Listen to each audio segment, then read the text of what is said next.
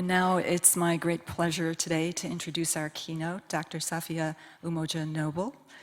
Dr. Noble is an associate professor at the University of California in Los Angeles in the departments of Information Studies and African American Studies.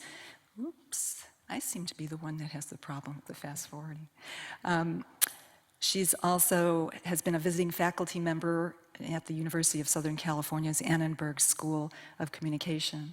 She holds a PhD and a master's in Library and Information Science from the University of Illinois at Urbana-Champaign, and a BA in Sociology from California State University in Fresno, where she was recently awarded the Distinguished Alumni Award for 2018. She's also the recipient of a Hellman Fellowship and the UCLA Early Career Award. Her academic research focuses on the design of digital media platforms and the internet and their impact on society. Using sociological and interdisciplinary approaches, she identifies how digital media affects and intersects with issues of race, gender, culture, and technology. She's known to many of us as the author of The Algorithms of Oppression, How Search Engines Reinforce Racism, in which she explores the racist and sexist algorithm biases in commercial search engines. This book, and I would say all of Dr. Noble's work, is critical for those of us in the cultural heritage community who are starting to explore how machine learning might uncover new insights for our collections and our audiences. She mentions, and I quote, "I hate to reduce your book to 2 sound bites, but I'm going to." The first one is that algorithms are value-laden propositions, and the second is that they are and they will continue to be contextually relevant and laden with power. Dr. Noble's work prompts a number of questions for our community that I just want to throw out there for you to think about. Is there a role for the cultural heritage community for adding the social context that is necessary to eliminate biases that now exist against the marginalized communities on commercial platforms? Apologies for that. How does the lack of diversity in our own fields and disciplines affect the outcomes of our use of these technologies? And finally, what happens when we throw our own community biases into the mix? I can't imagine a better person than Safiya Noble to advise us on all these questions. So I welcome and ask you to welcome Dr. Safiya Noble.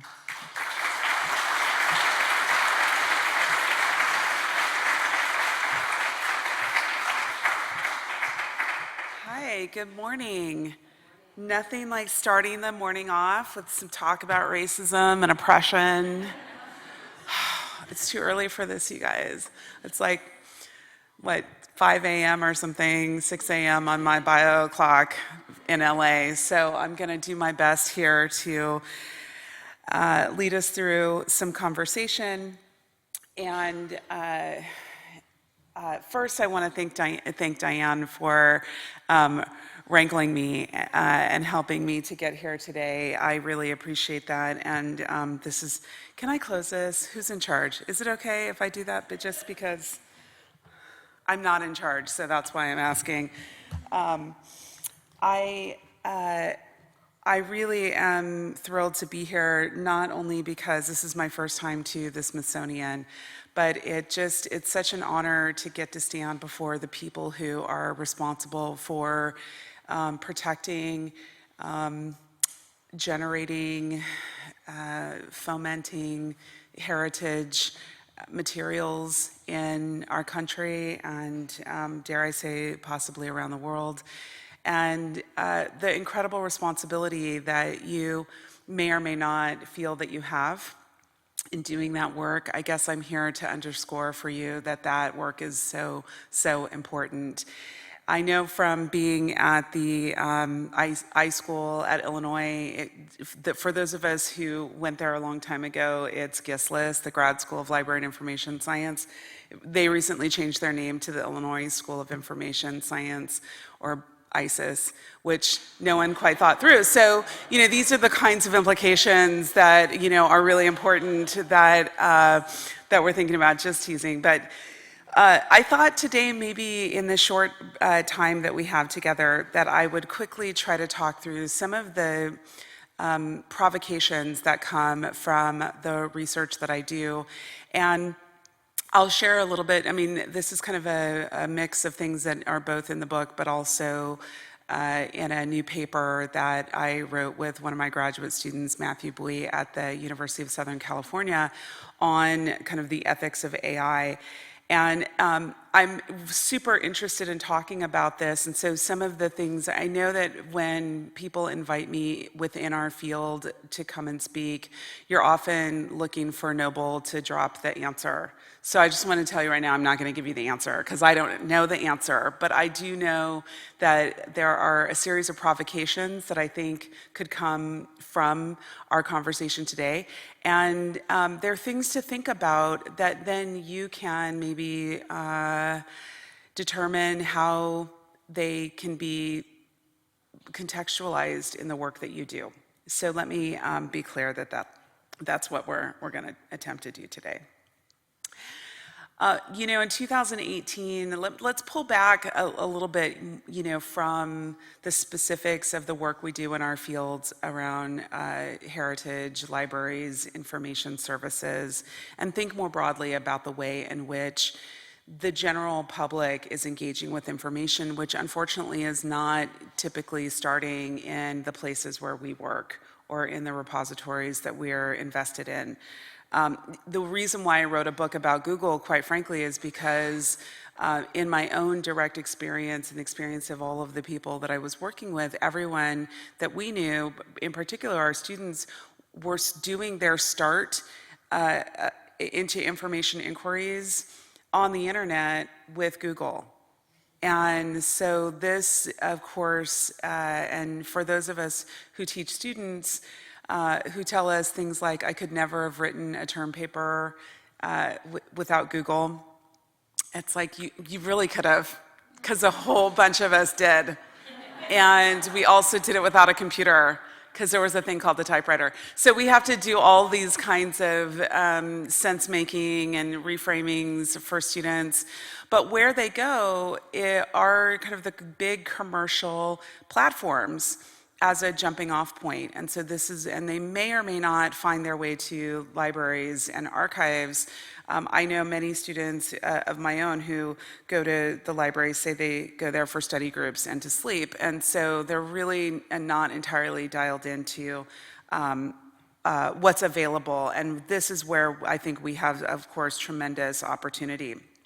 So here we are, we've had a generation that's been deeply invested in online information, and then in 2018, news of Cambridge Analytica's exploitation and manipulation of Facebook data and its role in kind of undermining democratic electoral politics in the United States and the UK starts to usher in a more mainstream type of critical coverage about the overreach of technical systems into everyday lives of consumers and voters, people who live in nations, citizens, residents, and so forth. And even though critical academic and journalistic inquiry into algorithmic bias and discrimination had been documented for well over 2 decades or more by scholars of color in particular, as well as LGBTQ plus and non-traditional scholars, as part of a larger community of critical theorists of the internet, the stories of the year last year really centered around mounting examples and evidence of Facebook's pervasive power and invasions of consumer privacy. They also featured more coverage, although I didn't think quite enough, about Google's failure to address regulators' concerns and monopoly control in search. And of course, we're starting to see more attention around public concerns over the use and disparate risks and harms of AI and emerging technologies. I've actually, for the last 12 hours or so, been embroiled in a conversation on Twitter about the ethics and energy consumption of AI, and we'll maybe get to that toward the end here. So examples of these failures of risky applications of AI tools have included facial recognition systems by militaries and law enforcement organizations, criminal sentencing algorithms within the United States, legal systems, and autonomous vehicles disproportionately trained to identify white versus non-white bodies as pedestrians. The volume and salience of these negative and investigative inquiries into the operation and impacts of Silicon Valley tech giants even led the Financial Times to include Techlash within their Word of the Year series in 2018. And so I thought I came up with that, but I didn't. Apparently, Financial Times did.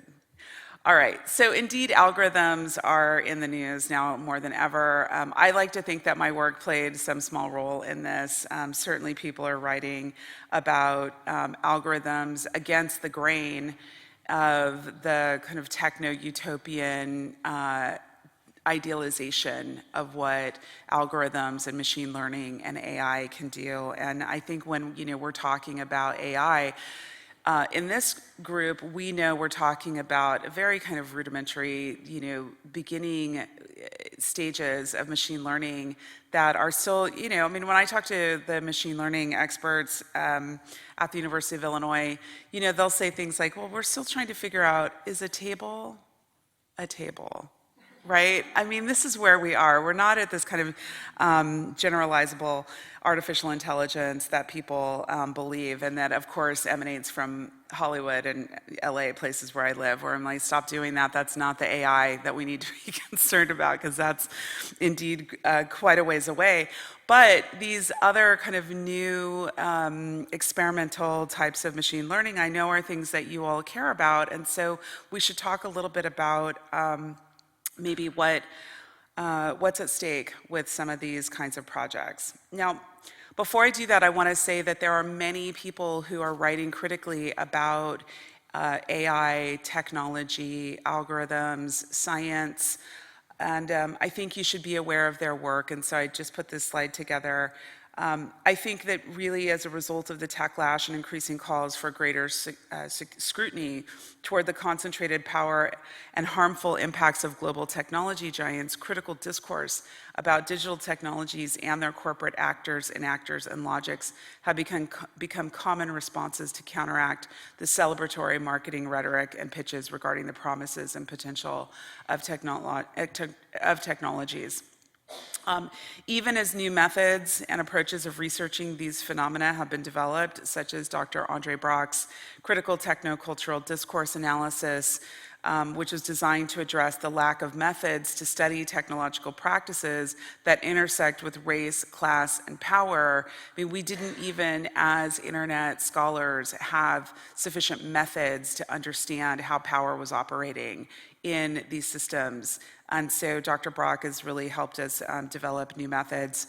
But even with that, we still have kind of stories and studies about the harms and risks of digital technologies and algorithmic bias.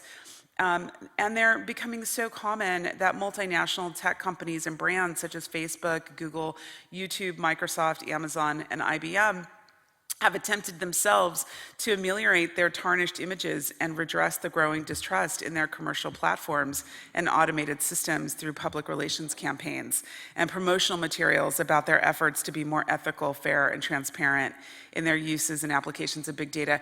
And where you see this is in my house, where every time Common comes on television to tell us about how awesome AI is, my husband's like, why don't you call him and talk to him? And I'm like, I don't know him. But also, why did he do that? So one of the things I want to quickly do is just kind of help you see some of the names and faces of Black scholars. There are also other scholars of color, Dr. Wendy Chun, for example, of Simon Fraser, who's so incredible. And it really, if you were going to book club another book, read her latest book and her older works around kind of critical engagements with software. She's really just an important thinker about the implications of the design of software that really, again, helps us understand the limitations of the kinds of applications that we are picking up and using. And then there's also a great group of people that I would say to look at. There's a critical race and digital studies group, and this is basically the people of color academics who are studying race and gender and the internet, and we call ourselves kind of the Critical Race and Digital Studies Center. We gather at New York University under the leadership of Dr. Charlton McElwain. And again, that's a great place. We have a bibliography online, and I'll try to tweet out a link to that. So there are people who are doing important work. We're certainly, we've just are in kind of a development mode right now for a new Center for Critical Internet Inquiry that Professor Sarah Roberts and I are developing at UCLA. You may know Professor Roberts' work. She has a new book called Behind the Screen that is about the kind of shadowy world of commercial content moderators and people who adjudicate content online all the time, 24/7, in large tech platforms. And one of the things that work does is helps us understand that the internet, as it's been popularly marketed, is really not a free speech zone where anything goes. There are indeed hundreds of thousands of people around the world who in some form or fashion are adjudicating content. And this, I think, becomes really important when we start talking about the work that happens in our field and all the many layers of people and processes and software that stand between the public and their ability to find high quality information. And of course, a lot of that happens in our organizations and institutions that we work in. And so one of the things you're going to find, and that I'm just going to hint at now, is what would it mean if we brought the skills and knowledge that we have to bear to, rather than kind of better perfect the knowledge and information that resides in our collections, how do we take the collections out into more of the indexable web and make things more available?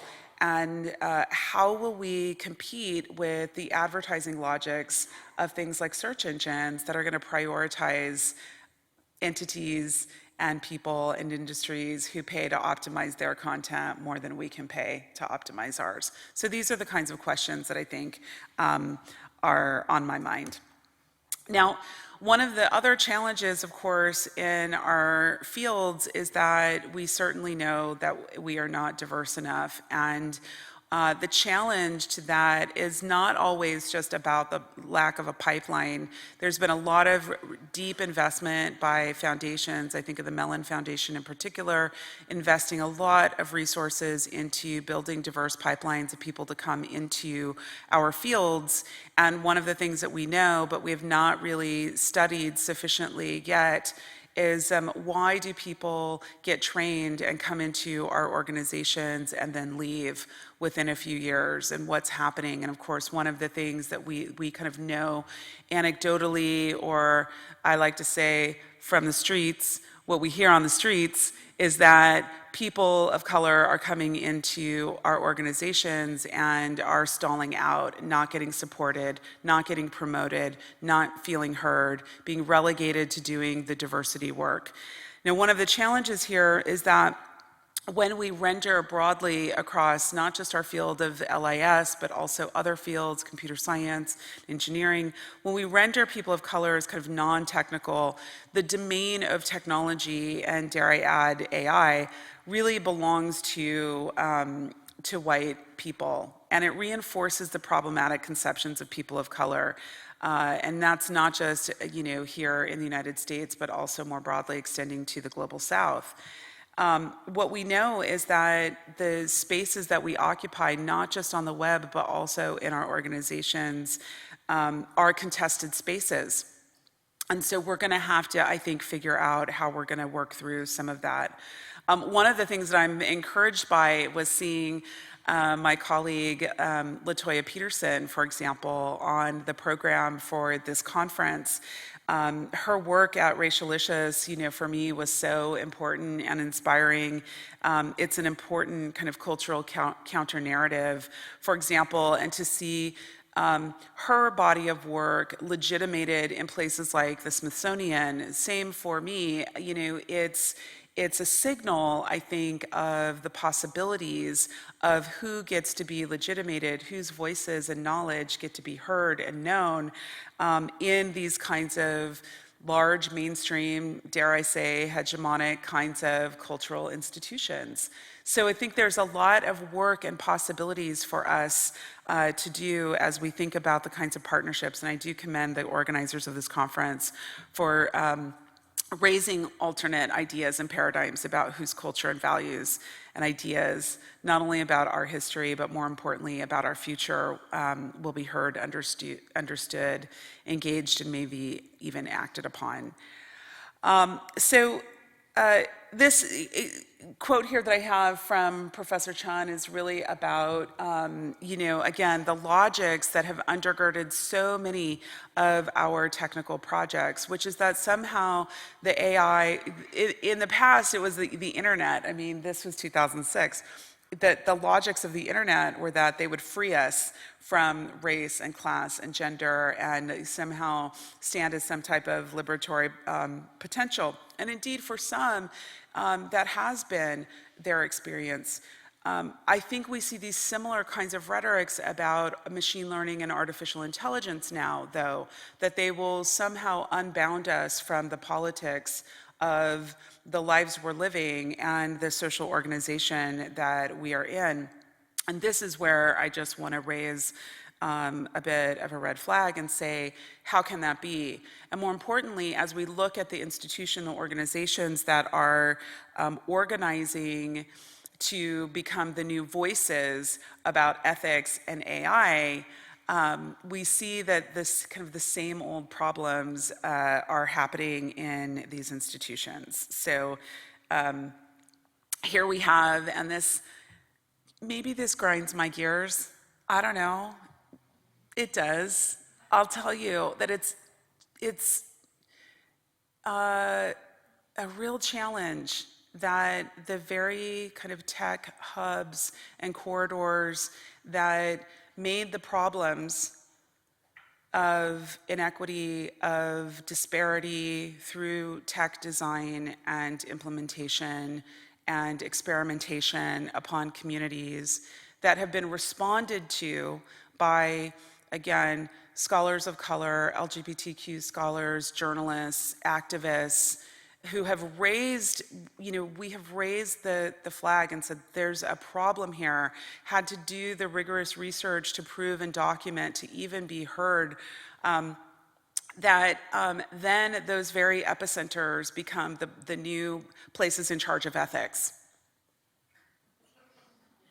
It's just is it a question? It's not a question. How can that be? And so here you have, I mean, I could have put out, not just picking on Stanford, there are many places around the country where we've seen the kind of tech epicenter, and in some of these places where the meltdown and exposure of the lack of regard for women and the lack of regard for ethics has been in the public eye.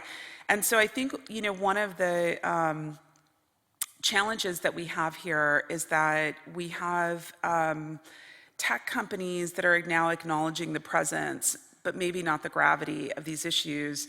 And they're investing billions of dollars into research and intervention programs that seek to kind of operationalize fair and transparent algorithms as a key type of intervention in an increasingly data-driven society. By and large, the emphasis on fairness interventions in AI seeks to affect and propagate technical systems that are neutral, objective, and do not render any specific groups as advantaged over others. So we see kind of one impulse in machine learning, ethics and fairness that's like, let's distribute the probability of being screwed over generally across the population. Everybody has a fair shot at it not working out. Okay, that's fair. Is it? I'm not sure. But there is a kind of a logic about, like, let's design, with fairness as that kind of model, right? Distributing harm or distributing fairness in some type of equitable way. Again, these are so decontextualized from real people's lives, and of course, the social and political organization and economic organization that we live under, that I think it's a real challenge here.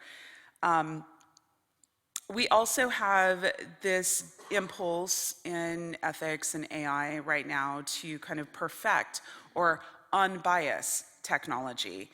And that, again, is one of these notions that as if the technical systems live outside of the lived experience of human beings and other creatures on the planet, and that there is some nirvana state of unbiased that we can reach.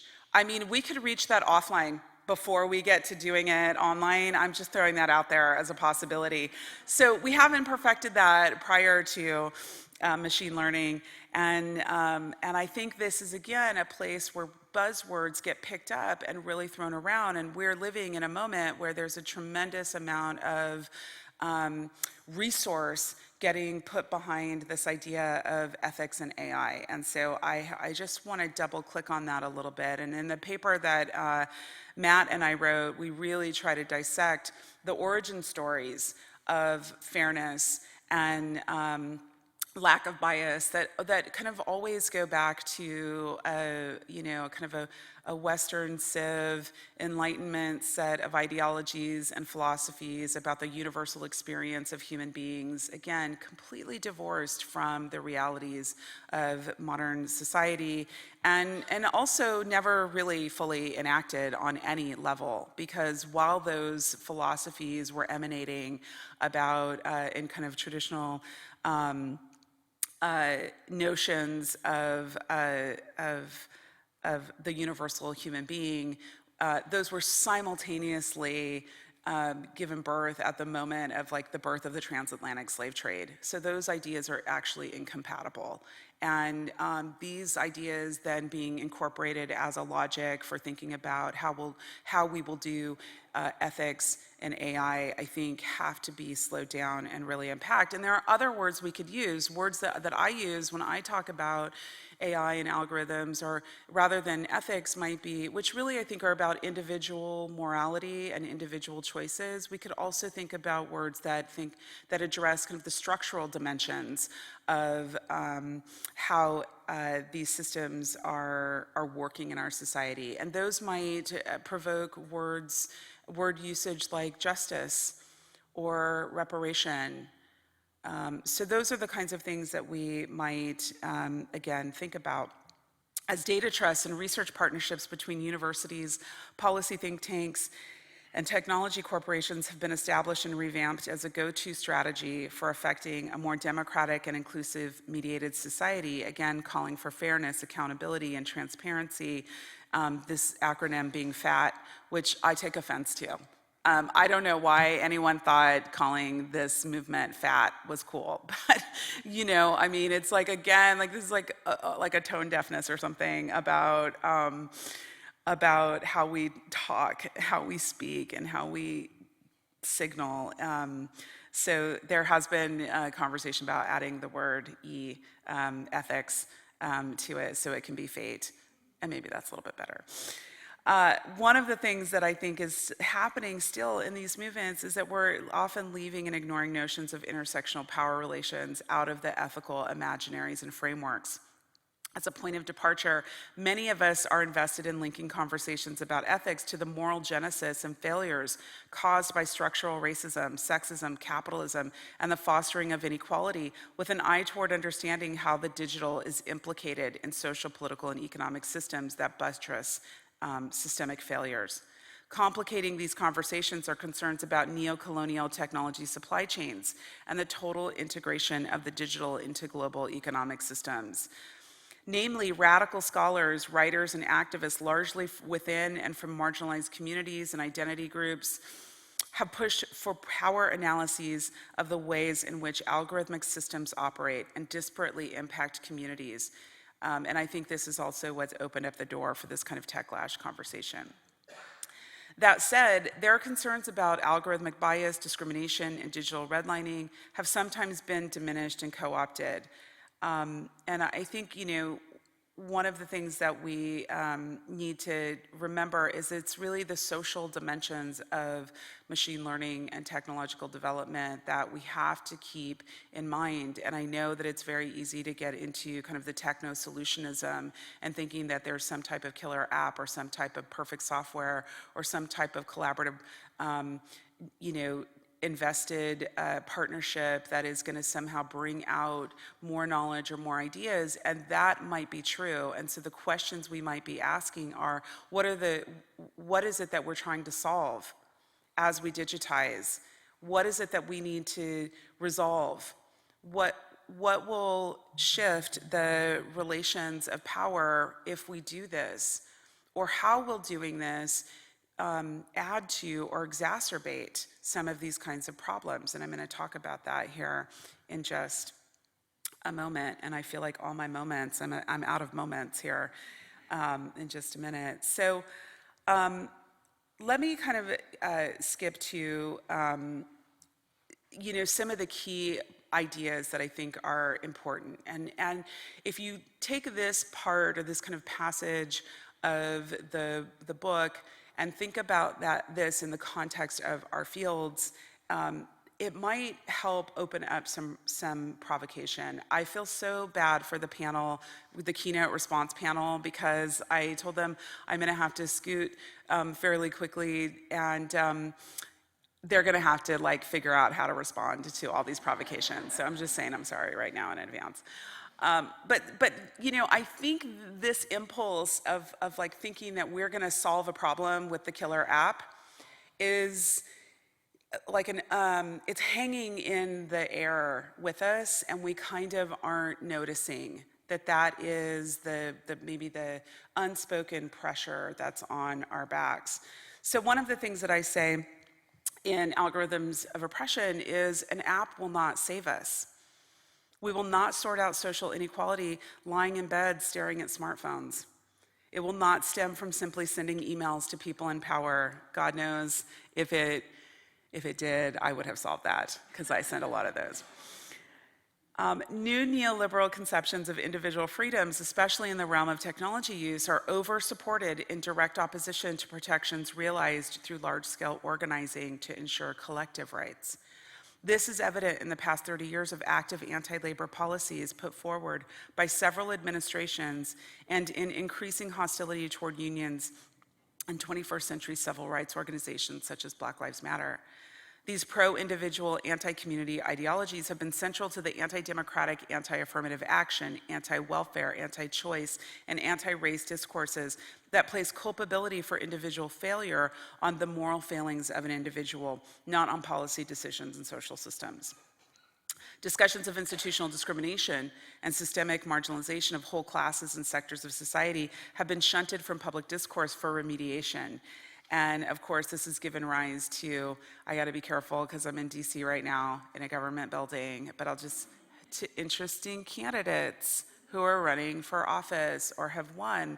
And I think that, I'm not naming any names, Donald Trump. And so despite these candidates with histories of misogynistic violence toward women and anti-immigration schemes, and the kind of vitriol that lives in the national electoral body politic, society is also moving toward greater acceptance of technological processes that are seemingly benign and decontextualized, as if these projects are wholly apolitical and without consequence too.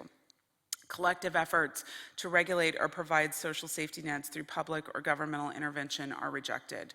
In this conception of society, individuals make choices of their own accord in the free market, which is normalized as the only legitimate source of social change. And so one of the things that I think, I try to address is that this is the context within which we're trying to figure out, can tech save us? I almost wore my shirt that says tech won't save us, but I thought it was too much, but it is a great shirt. And it's, one of the things that it does, I get so many stares when I'm wearing this shirt when I walk through airports in San Jose. Don't do that. It's not a good look. A lot of mean mugs coming my way. But the challenge is that we're not sure what we think machine learning is going to solve for us.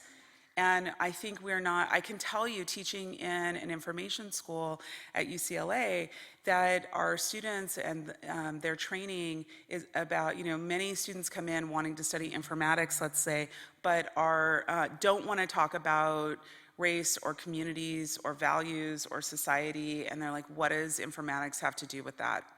I get computer science students, undergrads, who somehow find their way into my class, and it's a challenge, and they find themselves really worked up and upset that they've gone through 4 years of computer science training, and then they only have 10 weeks of discussion about the implications of their work on society. And watching the kind of tears get shed by young undergraduates who feel the incredible enormity of the responsibility that they have. And I would say this is also important for us. Most of us in this room didn't go through our training to think about the impact of our work on communities. And I think, if anything, we've been trained to be like collectors of people's stories, protectors of people's stories, and culture and heritage, in some ways appropriators, even, dare I say, colonizers of people's cultures and histories, but never thinking about what is the restorative justice dimension of that work. And we are not trained on that, and I know that. And so this is why I think it's so great that you're having this conference, to try to think about how will we do our work. Now, one of the challenges in our work is that we kind of have these colorblind ideologies that really focus on the inappropriateness of seeing race. In sociological terms, colorblindness precludes the use of racial information. It does not allow for any classifications or distinctions. And yet, despite the claims of colorblindness, research shows that those who report higher racial colorblind attitudes, this is your friends, it's not you, who say things like, I don't see color. I'm talking about those people. Those people, studies show, Helen Neville being an important scientist in this field, those people who hold the claim to colorblindness and colorblind attitudes are more likely to be white, more likely to condone or not be bothered by derogatory racial images viewed in online social networking sites, and of course, Silicon Valley executives revel in their embrace of colorblindness as if it's an asset and not a proven liability. So the people making the tech that we're buying off the shelf also find that to see race or to see gender is a problem. And so that makes me wonder about the kinds of tools that we are also engaging with. And of course, one of the biggest challenges I think that we have right now in the UC system, University of California, is that Google is now, for example, the architectural backbone for our IT, for our email. I see libraries trying to replicate what Google does because students are so acculturated, the public is so acculturated to that kind of interface. And I think these kinds of things are really dangerous. Because one of the things we know is that, and I try to teach my students this, is that you cannot know everything in 0.03 seconds. The fact that you think you can do a search and be given on the first page of a search engine everything you need to know about something really negates the whole point of being at the university. Why go to school? I mean, is the question, if everything can be found out through some type of searchable database. So the knowledge and the points of view and the way to put counter narratives in place is really about the context of information and knowledge. And of course, how does one even discern between misinformation and disinformation and knowledge? And these, of course, are big conversations I know that we're all having. So these are the things that are on my mind as I wrap. I'll just say that there are many linkages that need to be made around our ICT investments. And going forward, a lot of my work since the book has been really concerned with the global context of digital tools and infrastructures. You may have seen the MIT Tech Review story that broke a couple of days ago. This is a picture of it. I tweeted out last night that this is the kind of study which basically argues that AI models, the amount of energy that kind of the dominant AI models use is equal to about the total lifespan of 5 cars in terms of their carbon footprint. It's a super depressing article, just like my book, and so you should read it. You should read it. And now a lot of scholars and people are getting in on it. Also, a lot of people who are deeply, have a possessive investment in technology in a way that they are not ready to engage with these conversations. But I think this is also a very important provocation for our fields, which is, how will we factor the energy consumption, the environmental impact, and the human cost of digitization? So I wrote a piece a couple years ago about it's a kind of a call for Black feminist intersectional technology studies.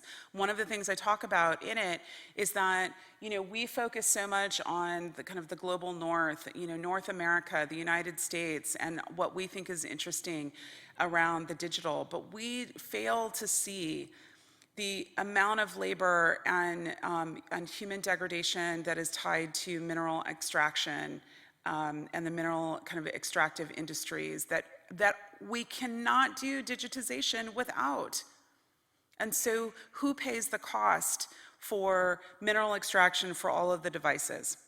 And then what about the planned obsolescence? And then all of these things are, out of date. I mean, the shame that comes upon me when I'm pulling out my iPhone 6, right, in front of my friends, and they're like, "What are you doing?" So, this notion about the latest, greatest, and so where does the waste go?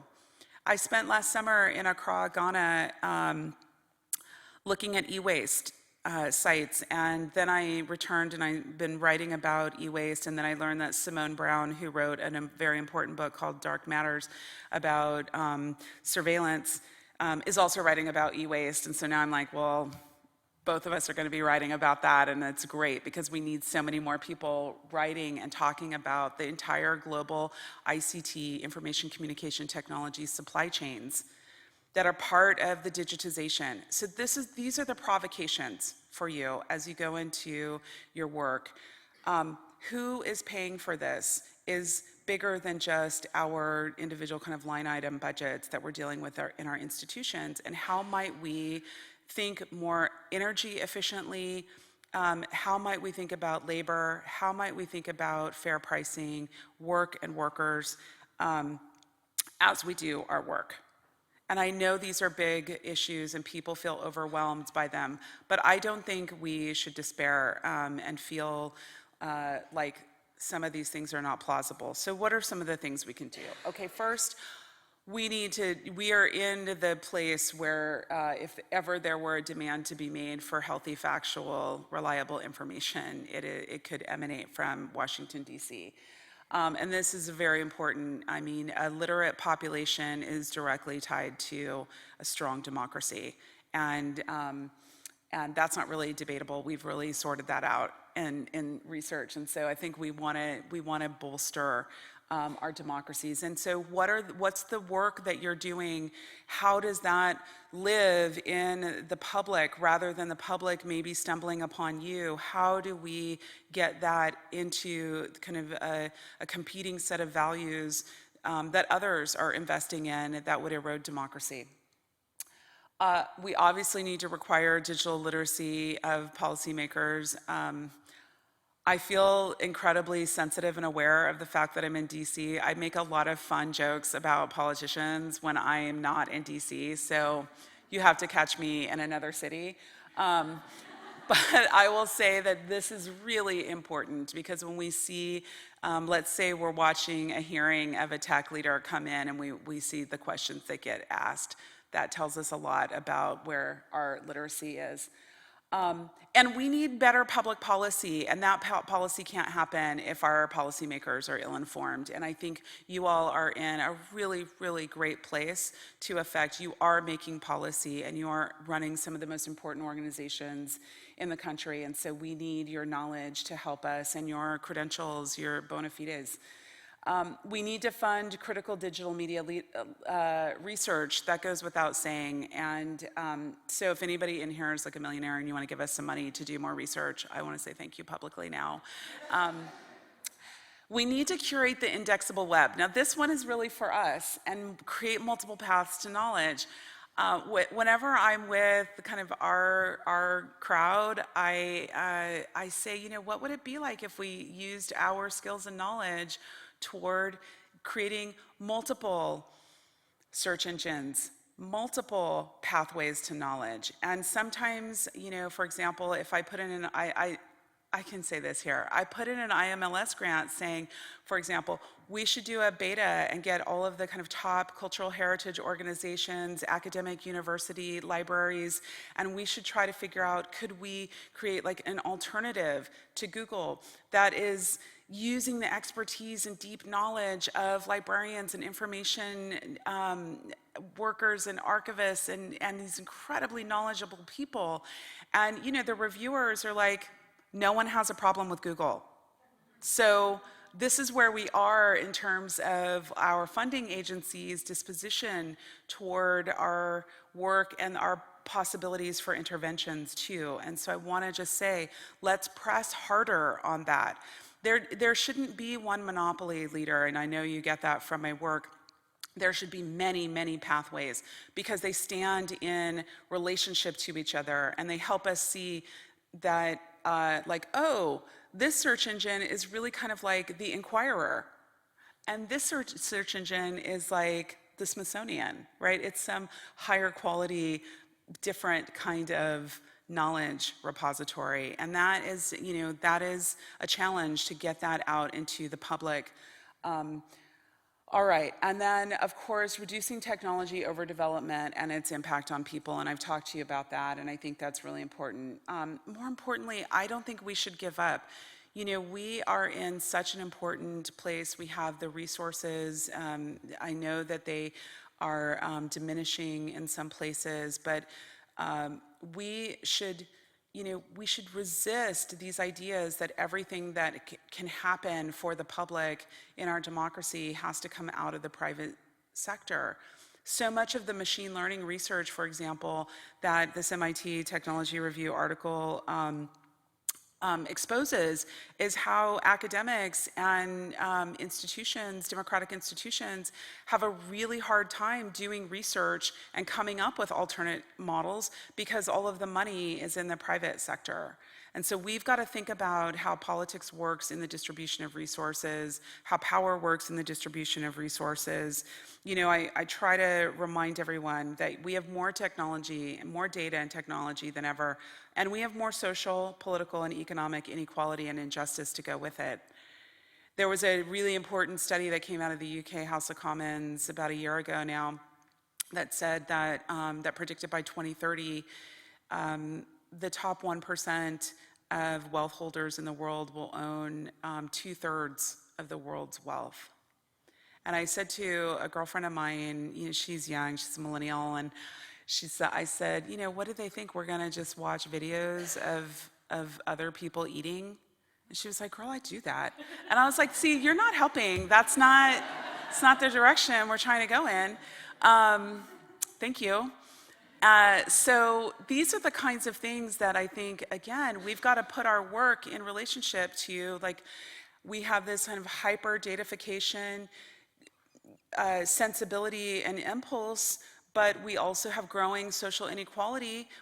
One promised to solve the other, that's not happening. In fact, one is implicated in the other.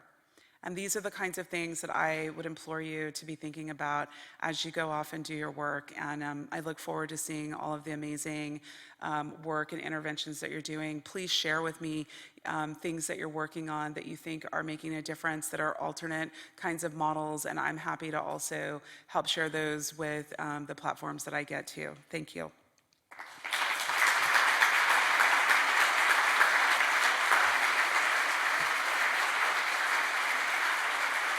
Oops.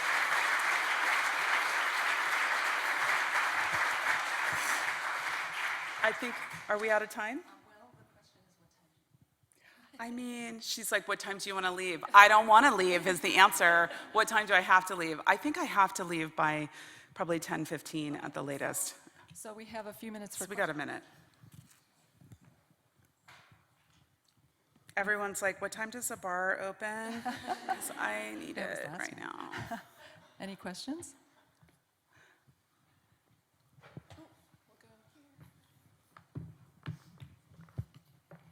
Hi, Hi. thank you very much. It's on? Yes. Thank you very much. Very interesting speech.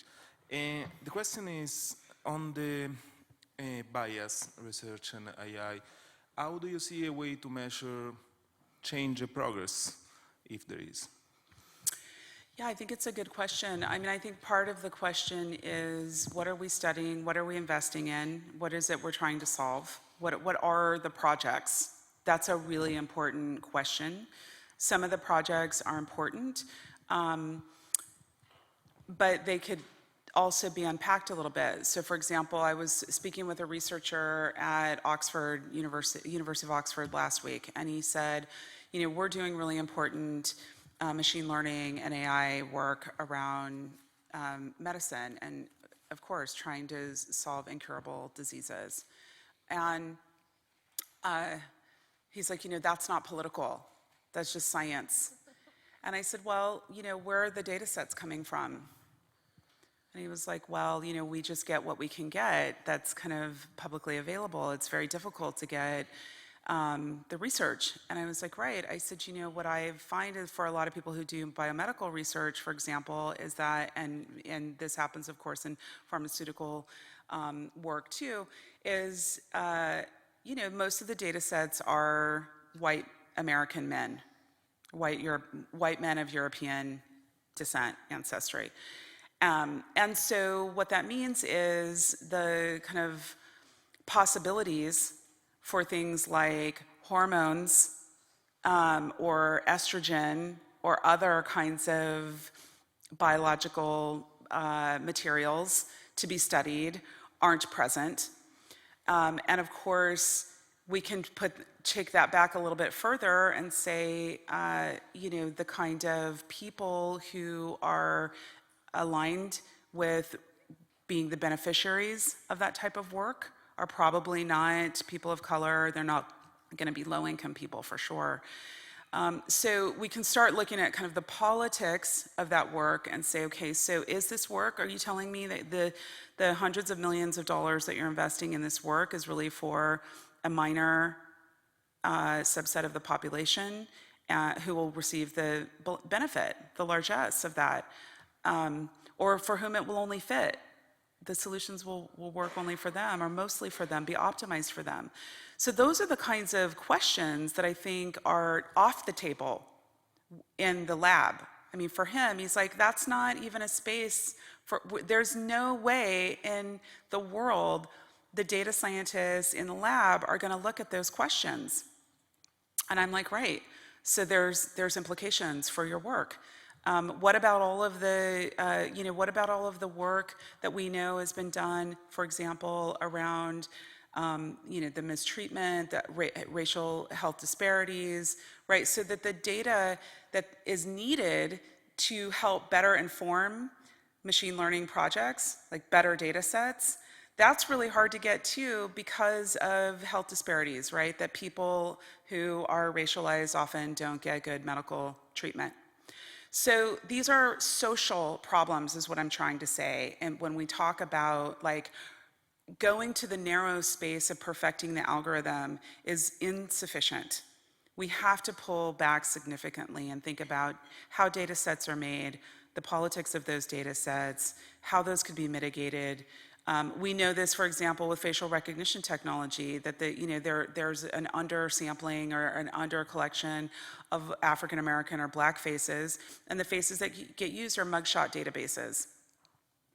So I think, and of course, and people are invested in perfecting facial recognition technology, while others of us are saying that technology maybe shouldn't exist. For what purpose does it need to exist? So the politics of deciding which projects get taken up and invested in, that's a longer talk for another time, but I think those are some of the kinds of questions that we're asking about the distribution of resources and power in the application of machine learning to social problems. The problem is I give too long answers. I just realized that. On the topic of overusing technology, when we're trying to, for instance, like document collections, and they're always saying you need this standard for photos, this standard, this standard, this standard, and it keeps going higher and higher. And then you have to have greater and more massive storage areas for that, which overconsume on so many levels. When those like continued documentation of higher qualities is what leads to the standards of project completion and us then receiving more funding. Like what are ways in which we can approach a complex situation like that where we need to show that, yes, we have full documentation, it's beautiful, it's lovely, but the difference in quality between like what it was a year ago and what it is now probably isn't very noticeable for most things, but it's still something that is expected of us.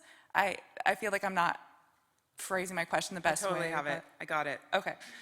So I think that's where, as policymakers in our institutions, we set the standards and the expectations of what's a complete project, what's the highest quality. That's a values question. So I think we could say, we could ask other questions like, what's the energy trade-off? What's the accessibility trade-off? We ask some questions, we don't ask other questions. Even the questions about accessibility, which I loved, and Diane, in the use the hashtag properly kind of things, right? Those were the result of political struggle, quite frankly, of people who were working around accessibility for people who are disabled, differently abled. So I think that we have to introduce these questions, and we need more research to understand what we need to offset with it. There's also, I think, we should get out and get in the field, so to speak, more. I hate that. Like, why do we call it the field? It's not, it's a triggering word for me.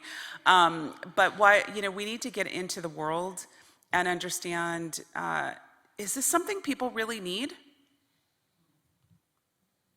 Because I think people also need science and our skills in service of things like clean water, clean air, affordable housing or housing. I mean, there are really, like, we don't have enough context for the work we do, as far as I'm concerned. And sometimes this is the most frustrating part about our field, is that I think we have a lot of knowledge. We could be mining knowledge about how to make environmentally efficient housing, how to clean water, how to do things that people in the world really need, especially in the context of things like climate change.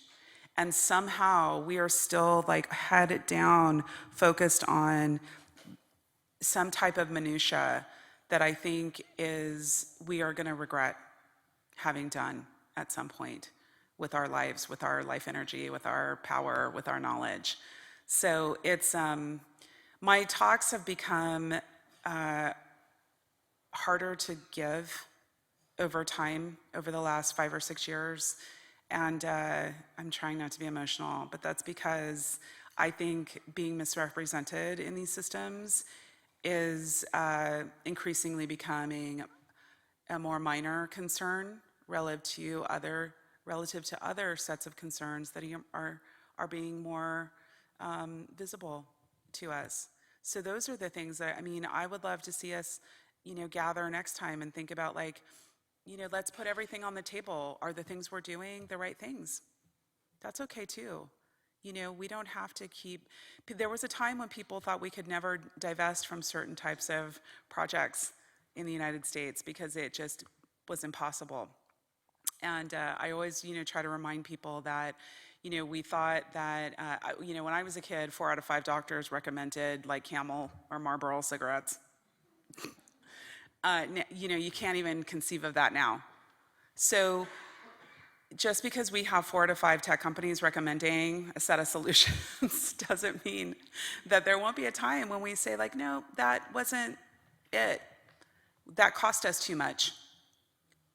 And we decide to do something different. Our digitization projects could be about the limits. Where do we put the limits? Which I think is the question you're asking. Thank you. I have to get off, I know, because I feel really guilty Thank that you I'm very taking too much much. time. Thank you very much.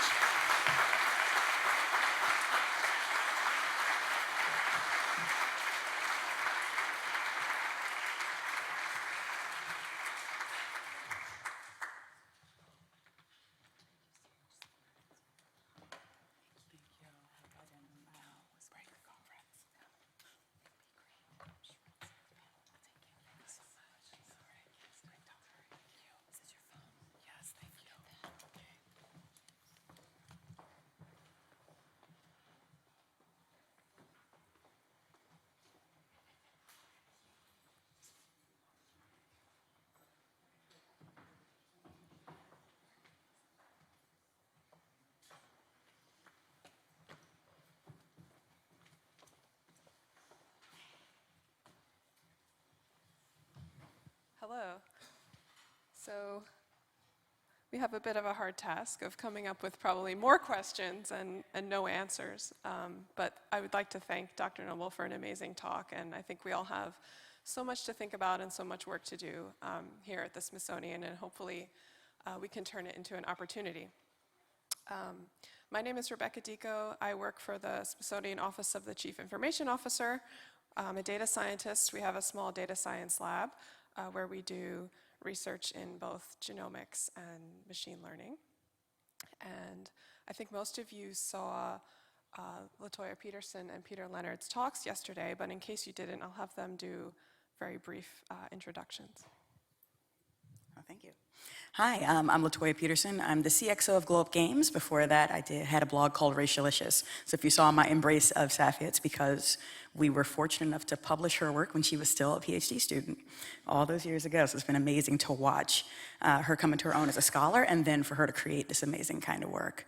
My work focuses on inclusion, tech, race, and emerging technology. I work in media as a practitioner, but I always keep an eye on how things are playing out from a race and gender perspective.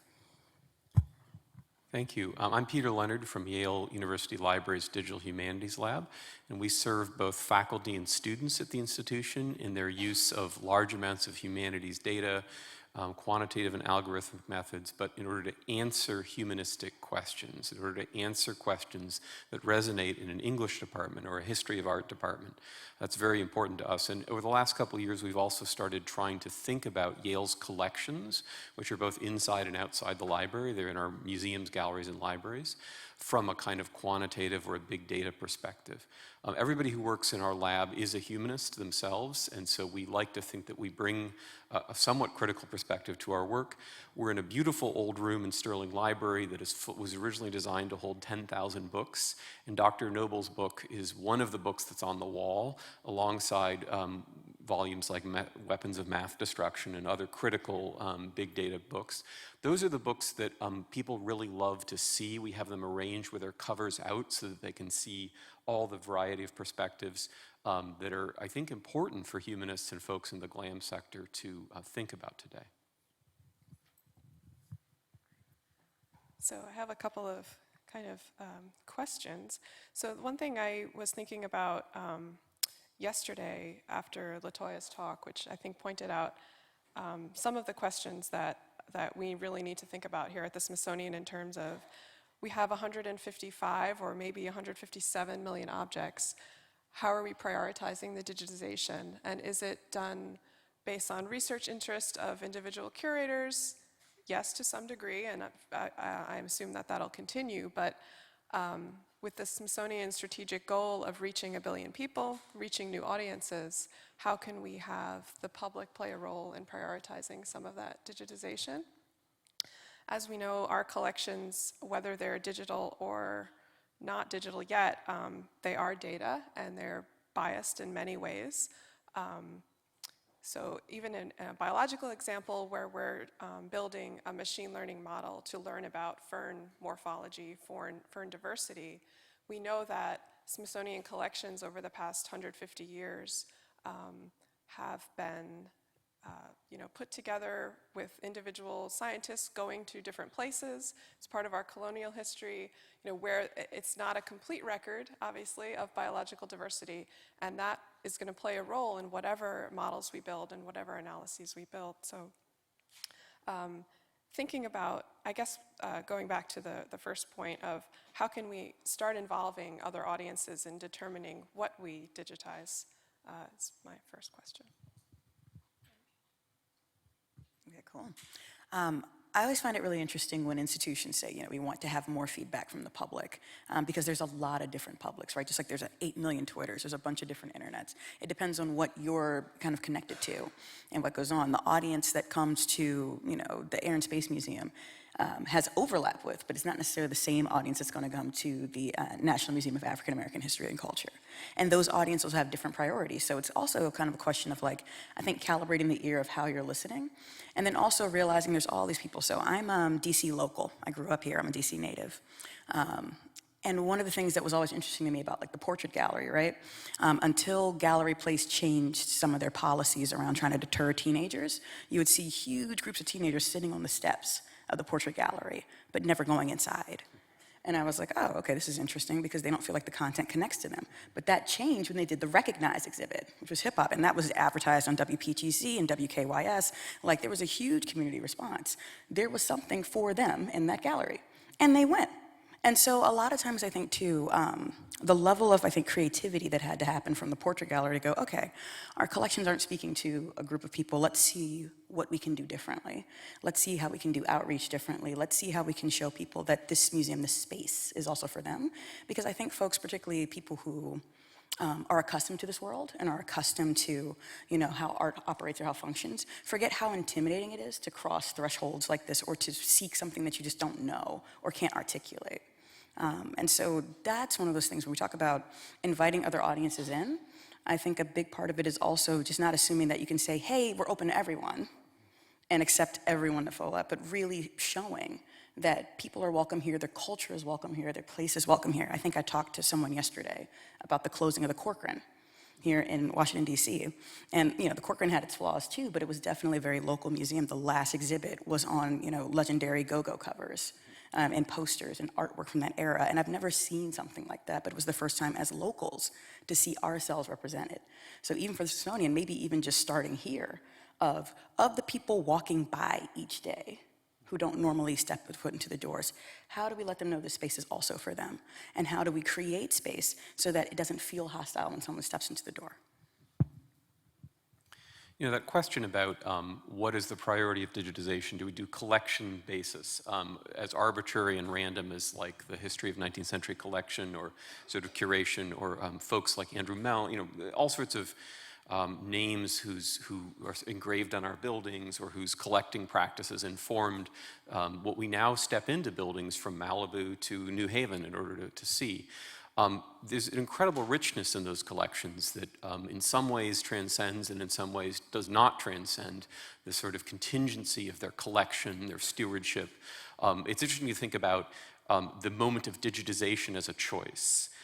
What are we doing when we decide to comprehensively digitize either a sub-collection or an entire museum's pre-1923 collections? There are so many moments of decision-making and choice, connoisseurship, randomness, prejudice that informed not only, of course, the creation of that art, but then its selection, its preservation, its lack of deaccession, that all culminates in 2019 with one of the professionals in this room standing with a, full-frame digital back camera photographing it. One of the questions I like to think about is how comfortable are digitization professionals, curators, museum, GLAM leadership in their cultural heritage collections as data? What happens when your collections become data, especially in a context where they're available online globally for anybody to use and reuse?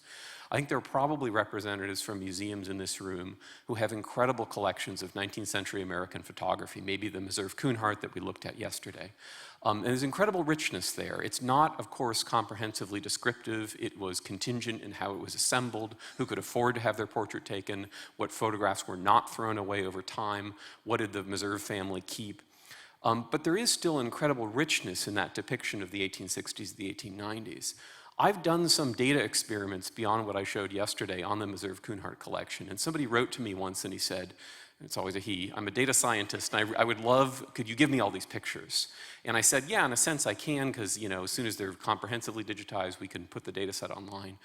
But I wrote back to him and I said, have you thought about the fact that there are almost guaranteed depictions of Caucasians in blackface in this collection? That there's depictions of the minstrelsy tradition. How comfortable are you dealing with that, and is what you're going to be doing with that is it aware of those depictions? I like to point to 2 articles written by Jackie Werdemont, who I think is now at Dartmouth. She did some work on, I think, the Curtis photography of Native Americans, and it's really interesting to see her scholarship evolve from working with these beautiful digitized images of Native American photography to then turning and saying, would I have done that work again if I had the chance to make a different set of decisions? Is the depictions of Native American, of indigenous individuals in that data set, is that a responsible use of that imagery? Is it just replicating a set of out-of-date ideas about representation and identity and sort of even clothing and pose? I think that all of us in this room who steward historical collections, I'm sure are aware of the challenges of what these collections can offer. High school students, professionals, professors, K-12, but also of the risks, and it's never more so than in a world of open access and everything going online.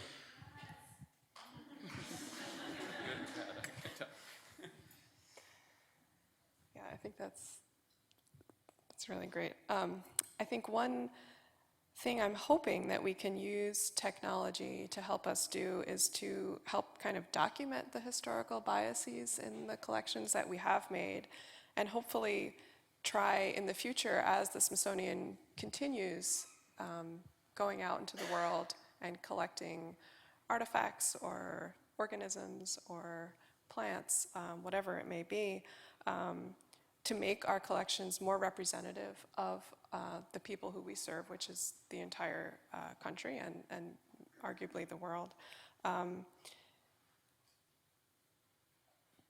Can you think of ways that we might begin to do that? Or how can we better describe what we currently have to better understand, what's the shape of the data that we currently have online, and how does it represent the people who we are trying to serve, and how we can improve upon that going forward? Why don't we start with Peter? I think it's great that the question of bias and debiasing has been present with us throughout this conference. I know that I think Mia Ridge of the British Library is setting up, or already has set up, a whole debiasing lab for some of the data sets that she and her team deal with. I know there are, I think, very good computer scientists working on this, hopefully in conjunction, as we heard from Dr. Noble, with the right input from, and not just input, but the active participation of folks in cultural studies, people in critical big data studies. One of the questions I have is, when is it right to think about debiasing and when is it not? So let me give you an example from my own campus. We have apparently the country's oldest college newspaper, the Yale Daily News, which has been comprehensively digitized before I got to Yale. And there are really exciting possibilities for text mining in that. You can think of topic modeling, you can think of word embedding, vector space models, all sorts of really cool technological tricks. You could play with this corpus of elite American English since 1878. But as we all know, Yale did not admit women to its undergraduate college till really late. So in a sense, when we think about gender bias, or we think about the ways women were talked about in Yale Daily News by undergraduate students, that's a very complicated corpus. What does it even mean to debias an all-male college newspaper on the axis of gender? I'm not sure that's possible. In fact, I think the bias is maybe the only thing interesting in the newspaper, right? I mean, I'm not trying to be flippant, but like, how did male undergraduates, male-presenting undergraduates, talk about women before and crucially at and after the point of coeducation? To debias that is to lose the historical moment. And I don't say that to be dismissive of debiasing. Clearly, I would never go to Yale Daily News and say, what is the female equivalent of doctor? I'm sure I would get something that is not appropriate. But it's to sort of capture that bias and turn it into an object of study that I think would resonate with some of the 5150 celebrations we're having on campus right now, recognizing the admission of women into the college. So I think that's an interesting question of maybe there are some collections that the bias is actually what we want to use the algorithms to tease out. I think it's a good point. I also think that Dr. Noble said repeatedly in her talk, it's very fun to say Dr. Noble, I'm sorry, I'm like, ooh, that's right, she's a doctor now. Dr. Noble said repeatedly in her talk that there's just able to pull back, right, and examine what we have, okay? I think that the key thing that comes when we talk about anti-racism, we talk about history, isn't that just, you know, pointing out a lack, right, or just trying to debias to say we're debiasing, but also looking at the context and then looking at what this is continuing to replicate, right? So like, yeah, there's a ton that you can learn from, you know, newspapers in 1863 being, you know, all male papers. Is there an equivalent female repository? Is there something that'd be the same? What was happening during that same period of time with women? What was going on with Radcliffe? What was going on? Are these things presented next to each other? Are these things presented in critique and context? Because normally there's always critique and context. It's always resistance somewhere. But a lot of times we just kind of, I think, regard that part to a footnote. So a lot of times when you present these things, we go, oh, like this collection is here and there's inclusion of bias here, but we know these other artifacts exist, and that's kind of the end, right? Whereas I think looking at the fullness of a collection, right? So one, kind of analyzing it, like what is actually missing? Two, and a lot of the hard problems too in tech is a lot of times you don't know what problem you're supposed to be asked, what problem you're trying to solve, or what questions to ask, because we're so focused on the task ahead, right?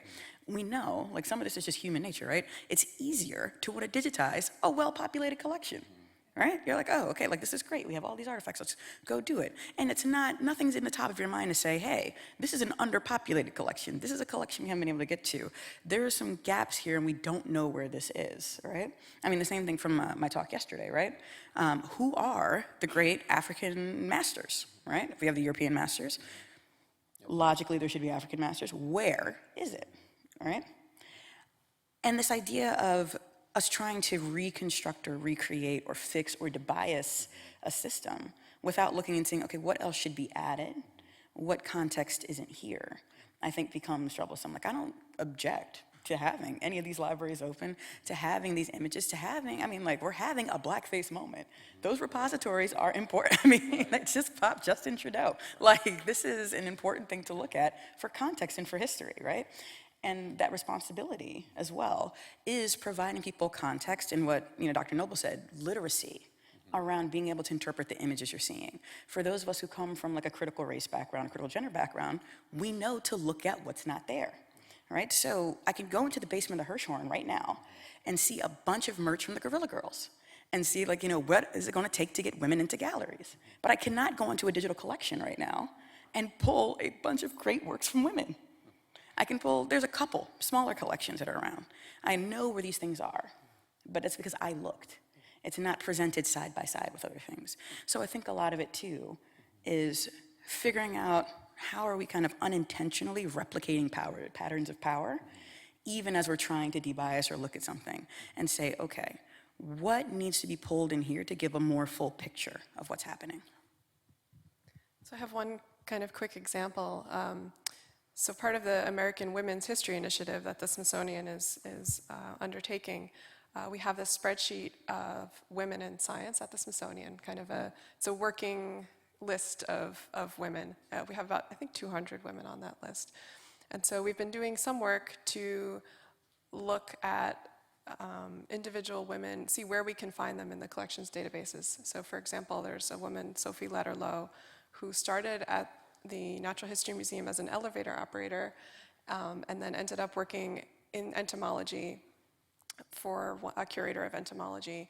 But if you search for her on collections.si.edu, there are no specimens that come up, no collections. Even if you search our internal collections database, her name doesn't ring any bells. We have done a bunch of digging, so it's just becomes this little detective project. but we do find her in a Smithsonian annual report. Those are all digitized, part of the Biodiversity Heritage Library. And I can't remember the year off the top of my head. I want to say something like 1957. That there's a line that she had restored, I think 300-something thousand mites in 1 year. And I'm not exactly sure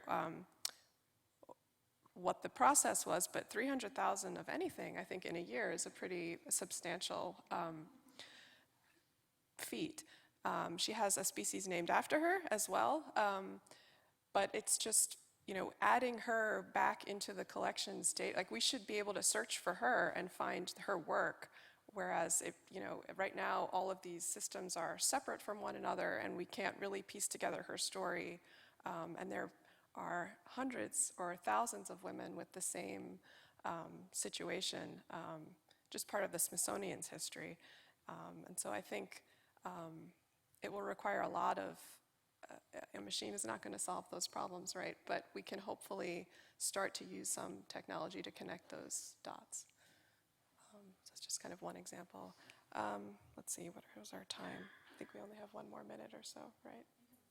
Okay. So one thing I was also kind of thinking about in terms of data literacy is maybe how can cultural institutions kind of help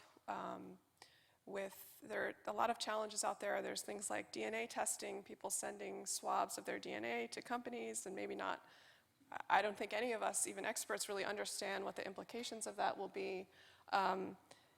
Things like climate change, where there is, a lot of misinformation. It's a data-driven field. Maybe members of the public don't connect with the data in a way to make an informed judgment about it.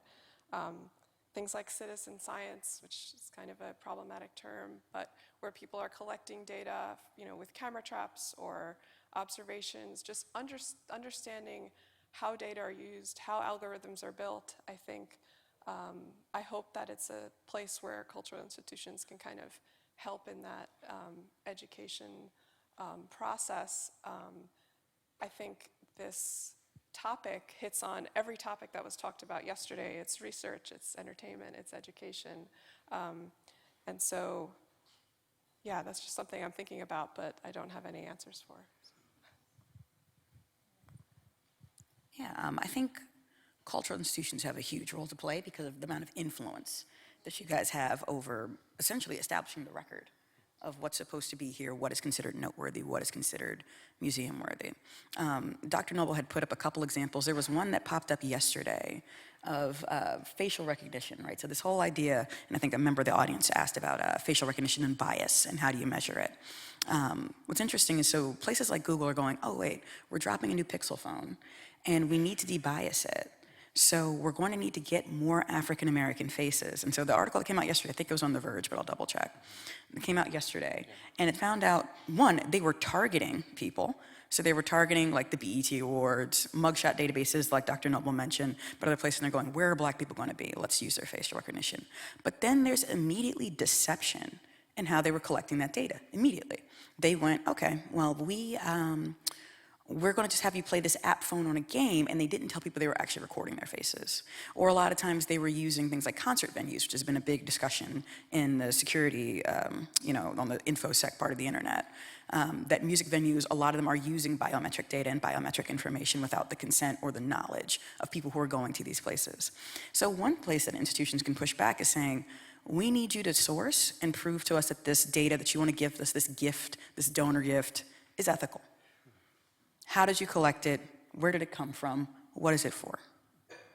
Are we using ethical practices? Because a lot of places, there was a great talk at the World Bank Data Day by Guy Husseini from Privacy International about kind of this idea of greenwashing for the nonprofit sector, where these large multinational corporations, these tech companies in particular, are like, oh, we'll partner with the World Food Program, but then it's Palantir. They're collecting data the whole time, and they're using your good reputation to say, oh yeah, no, we did this wonderful public works project. So by pushing back and questioning your donors a lot of times, and the people who are helping to support, it's very uncomfortable, I know. But that is a big thing. And then also teaching people how to understand a context is really important, right? I love libraries and what they represent and what they do, and frequently they're trying to explain people what their information rights are, even when it's kind of inconvenient or more difficult for them to do. And so that idea too of, trying to explain to the public, hey, you've come to engage with this.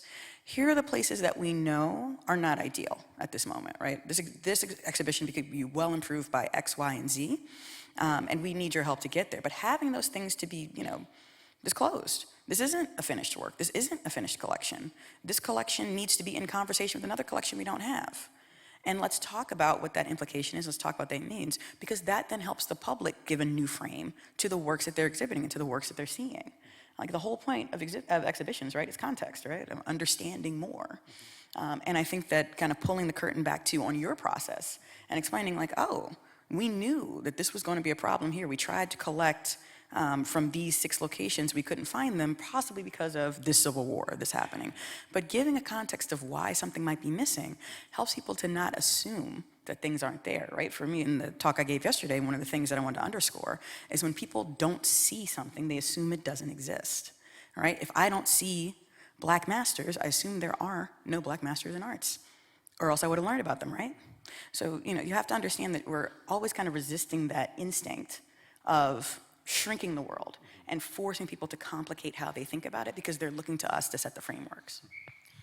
At Yale, we're trying to do something which Smithsonian has already achieved, which is cross-collection search. So we have many galleries, museums, and libraries on our campus, and we'd like one interface that you can look for a word like Damascus or bird or something and see everything, natural history and cultural heritage. But we're working very hard on that project. We hope it succeeds. It's about outreach. It's about bringing, democratizing access to this data. But it will trouble even our already problematic notions of context, where if I land on an oil painting in a British art museum website, at least I know, okay, this is probably associated with the British Isles or its colonies.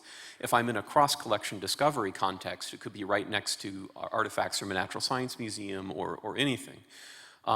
And that's just even pretending, which is a false hypothetical, that there is sort of consensus within the museum itself, that we've all seen occasions where cultural anthropologists and physical anthropologists disagree about the presentation of material in science museums. So we feel like there's going to be more hard questions exactly like what you guys have been talking about. And in a sense, there's a tension between the peculiar practice of individual museums with their 4 walls and this desire to bring universal access, transcending those bureaucratic boundaries and presenting it all in this sort of technocentric website that just returns thousands of artifacts.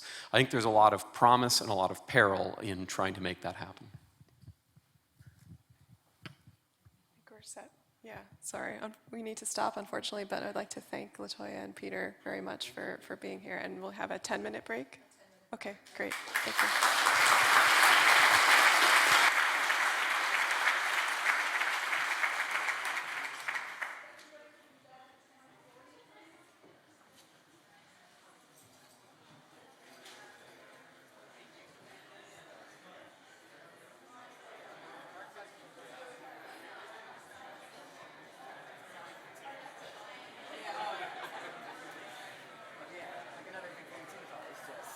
You're going, how?